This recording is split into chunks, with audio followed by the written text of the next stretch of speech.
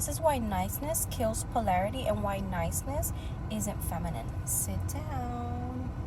I need to say something that might challenge what a lot of women were taught growing up. Niceness is not femininity. And more importantly, niceness kills polarity. Here's why. Niceness is a strategy. Femininity is a state. Niceness is something you do. Femininity is something you are. And when women confuse the two, they start performing instead of embodying. Let me explain this to you in a way that's actually going to click. Niceness is rooted in anticipation. You're scanning the room, reading moods, adjusting your tone, managing the room, managing emotions, and managing reactions. And when you're doing that, you're not present. You're monitoring. And that is not your feminine energy. That's literally you putting your nervous system on duty. On duty to filter yourself around what room you're in, how you're going to act, how you're going to perform. Femininity does not manage energy. It sets the tone by existing, by being present.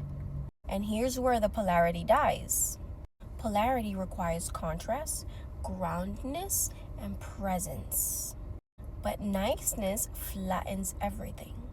Because when you're being nice, you're prioritizing approval over truth, harmony over honesty, and being like over being felt. And polarity cannot survive where a woman is constantly adjusting herself. I'm going to give you some examples because you guys love examples. So I always want to give you some examples because when I give you examples, like the examples just make it click. Example 1, over-agreeing niceness. You nod along even when something feels off.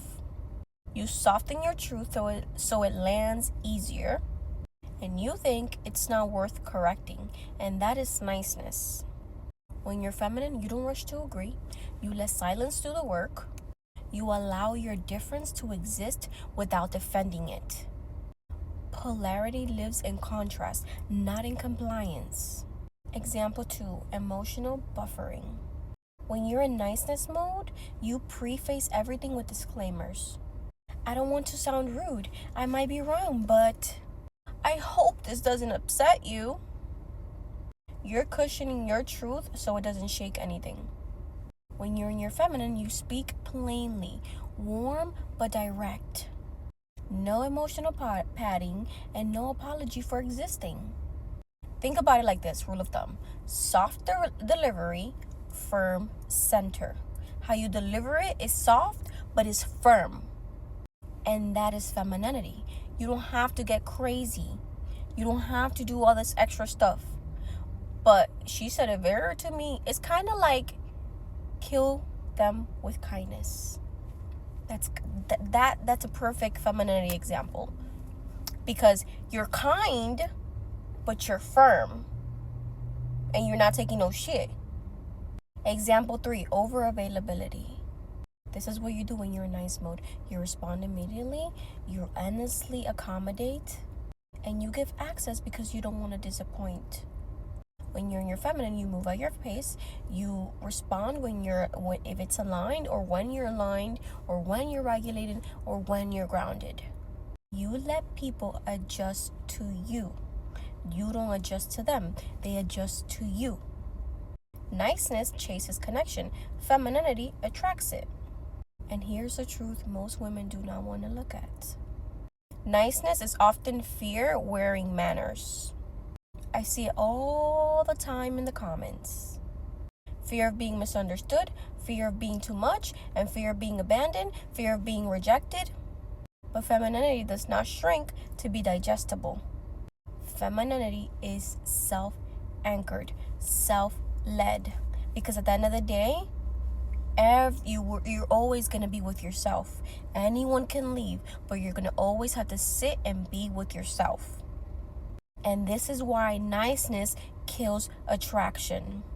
Because attraction is not built on predictability. And this also applies to men, not just to women. That's why women usually go... The niceness syndrome applies to both genders, men and women. Stand for something. Speak up for yourself. Say no. That's attractive.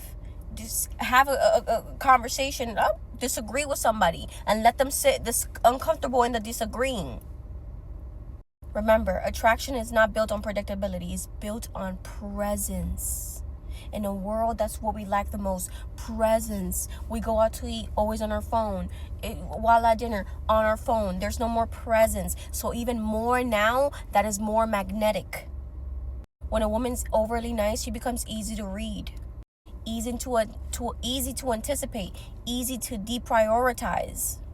Not because she lacks value, but because she's leaking her center. And let me say this gently but clearly.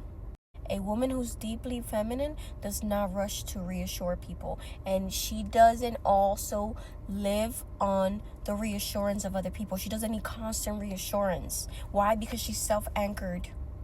She allows discomfort, she allows tension, and she allows others to meet her where she's at. And that's where polarity lives. If you're realizing that you're programmed and taught to be nice instead of embodied, you're not broken. I promise you, you're not broken. I feel like every woman goes to this stage and you have to detox out of it. You need a nice girl detox. Ooh, I just got an idea. But that's exactly what you need. You need a nice girl detox, baby. You were trained, and we need to retrain your nervous system so you can stay soft without erasing yourself and without becoming a shell of yourself. And that's exactly what I teach you how to do inside the Feminine Reset. Not becoming rude, not becoming cold, just becoming rooted. I want you to sit with this one, and I want you to put in the comments, where do you see yourself niceness showing up in your life, and how is sabotaging you? Where has you being nice gotten you used and abused and overlooked? Because I want to know. Comment down below. I hope this video helped. I hope it gave you clarity. I love you guys. Mwah. Remember, you're a goddess and you're a powerful goddess, but you have to believe it and then embody it, and then everything adjusts around that. I love you. Mwah. Bye.